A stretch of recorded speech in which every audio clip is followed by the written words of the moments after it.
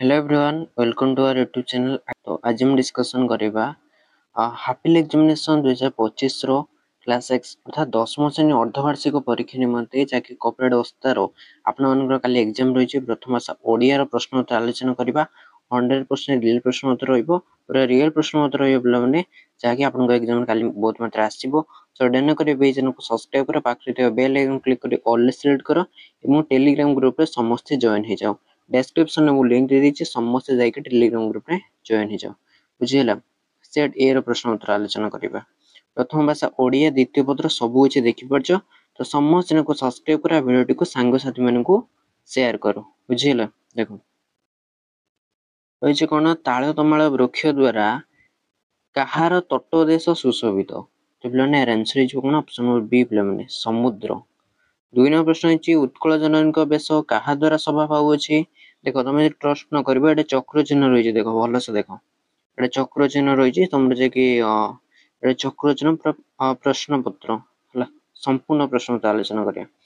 उत्कल जननी बेश क्या द्वारा सभा पाऊँगी चारुकला पिला माने जे सिंहानाद कहार सिंह निर्मित एक वाद्य अटे। तो 3 नंबर रही ऑप्शन नंबर बी हरिण पिला माने। 4 नंबर रही भीमर प्रथम सिंहनाद रडे किए कंपिला। 4 नंबर रही ऑप्शन नंबर ए महिमंडल।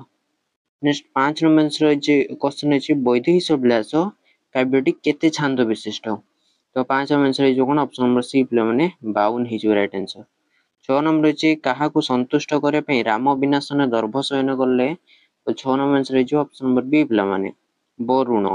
नेक्स्ट रही अंगदर चापुड़ा काहापरी थिला बोली सुकसारण कहिसंती। तो अंगदर चापुड़ा तुमर वज्राघात सह तुलना करिसंती।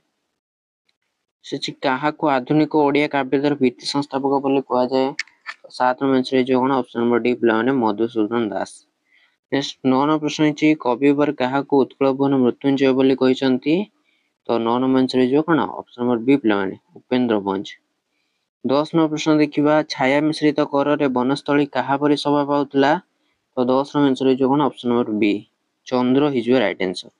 रेभेन्सा महाविद्यालय 1912 मसीह क्यों नाटक अभिनय करा जायतिला। Answer is option number A पिला माने।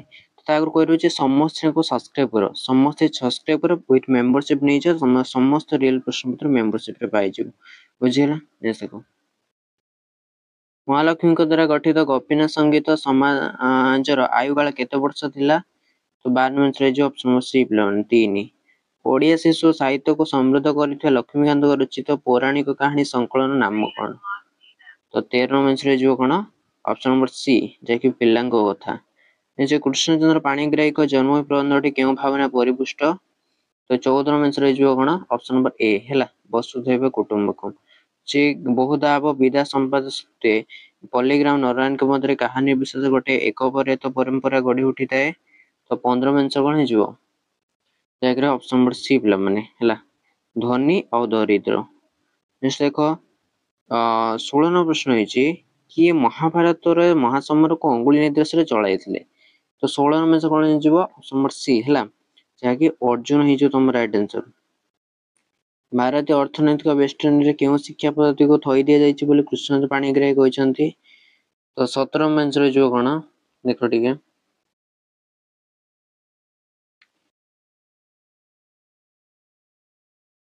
17 नंबर ऑप्शन नंबर बी पिला माने ओके पाश्चात्य। वंशीय सामंतराय सभ्यता विज्ञान प्रबंधटी केउ पत्रिकार प्रकाश पाइतिला।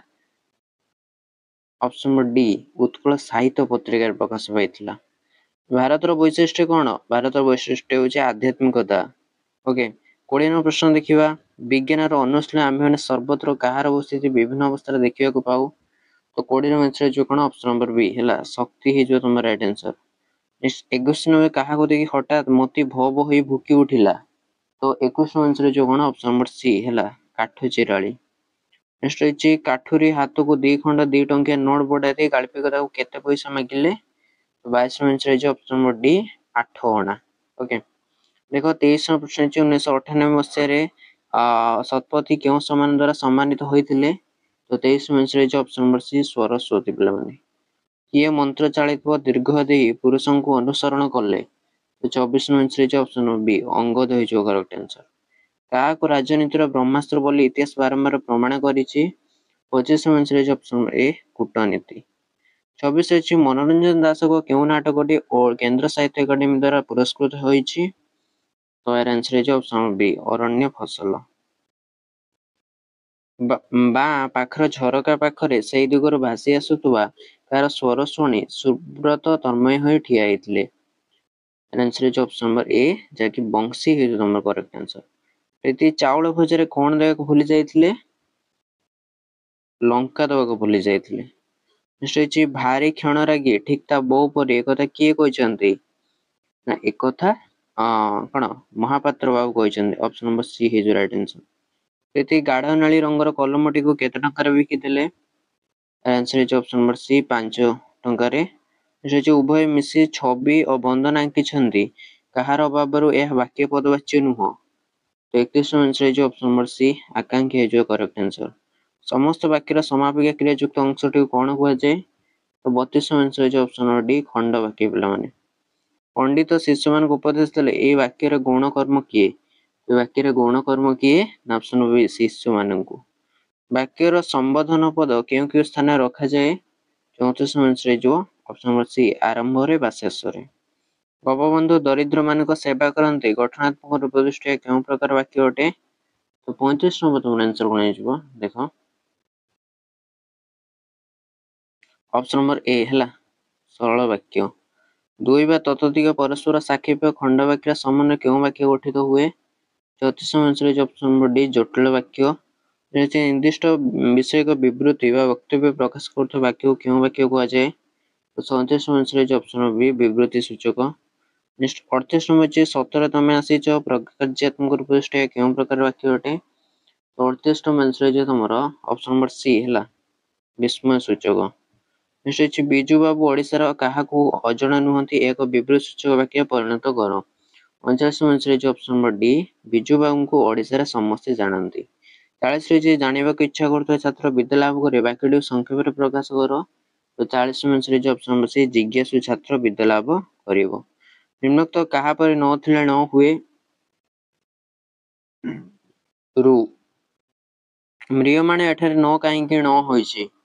ऑप्शन नंबर सी पिला माने प वर्ग परे न प वर्ग म परे न थिबारु। निम्नोक्त केउ शब्द रे स्वाभाविक भाबे न होइछि?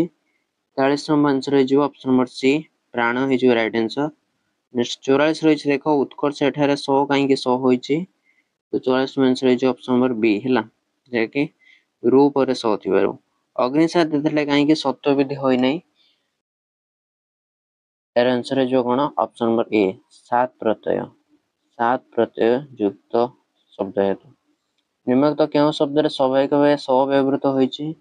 तो 46 में आंसर है जो ऑप्शन नंबर बी ला पुरुष है जो number right answer.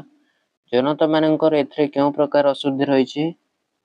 Option number D हे जो वचनगत पिला माने। अशुद्ध शब्दटी को चिन्हट कर जहाँ रही ऑप्शन नंबर बी आवश्यक बुझीला। शुद्ध शब्दटी को चिन्हट कर 49 नंबर क्वेश्चन जो कौन बी शशि भूषण जो राइट आंसर। तापर शुद्ध शब्दटी को चिन्हट कर तो एयर आंसर मध्य ऑप्शन नंबर बी हे जो त्रिभुज हे जो राइट आंसर बुझीला। देखो एटा तले ऑब्जेक्टिव सब्जेक्ट पर डिस्कशन करबा। तो सब्जेक्ट पर डिस्कशन करिया आगर जो मैं चैनल नुआ चंती एबे चैनल को सब्सक्राइब करी पाखरे थिबा बेल आइकन क्लिक करी ऑल सेट करिया को जमार उपलब्ध नै। आ टेलीग्राम ग्रुप रे समस्त निहाती जॉइन हे जांतु हला। देखो हापिल एग्जामिनेशन 2025 कॉर्पोरेट अवस्था ये जो सेट टा एड मोडे इरेज कर देछि बुझिला। एटे पीडीएफ एडिट करला परे माने ये ही सरछि। क्लास एक्स प्रथम भाषा ओडिया द्वितीय पत्र समय कोनटा 30 मिनिट पूर्ण संख्या 50 देखि परथो। एठी नेम ऑफ द स्टूडेंट लिखो name of the school roll number section सब कुछ लिखि दो। प्रश्न कोन छै देखो डाहाण पकड़े देइथा संख्याटिक मूल्यांक देखो प्रूफ रहिছে एटा चक्र चिन्ह पूरा प्रश्न पत्र आ देखो चक्र तमरो एडे जो एडिटिंग होउची एडा देखिबो गोटे अलग फॉन्ट तो एडा होची तमरो रियल ओके।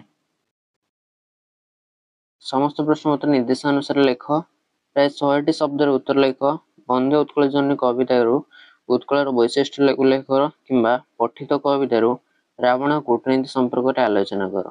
एटा कोन रहइबो एटा 5 मार्क रहइबो हला। ए क्वेश्चन करियो न ले क्वेश्चन करियो तुमको 5 मार्क मिलिबो। तो यार आंसर हम टेलीग्राम ग्रुप रे समस्त पाइ जो समस्त जाई टेलीग्राम ग्रुप पे जॉइन ही जानतु। ପଲ୍ଲୀର ଶିକ୍ଷିତ ସମ୍ପ୍ରଦାୟ ଶ୍ରୀକୃଷ୍ଣଙ୍କ ମଧ୍ୟରେ ତୁଳନା କେତେ ଦୂର ଯୁକ୍ତିୟୁକ୍ତ ବୁଝାଇ ଲେଖ କିମ୍ବା ସଭ୍ୟତା ବିଜ୍ଞାନ ପରସ୍ପର ଆଶ୍ରୟ ଏହାର ଯଥାର୍ଥତା ପ୍ରତିପାଦନ କର। ତ ଏ କ୍ୱେଶ୍ଚନ କରି ନହେଲେ ଏ କ୍ୱେଶ୍ଚନ କରିବ ତମକୁ 5 ମାର୍କ ମିଳିଯିବ। ବୁଝିହେଲା? ତ ଏହାର ଆନ୍ସର ମଧ୍ୟ ଆମ ଟେଲିଗ୍ରାମ ଗ୍ରୁପରେ ପାଇଯିବ। ତ ସମସ୍ତେ ଯାଇକି ଟେଲିଗ୍ରାମ ଗ୍ରୁପରେ ଜଏନ୍ ହେଇଯାଅ।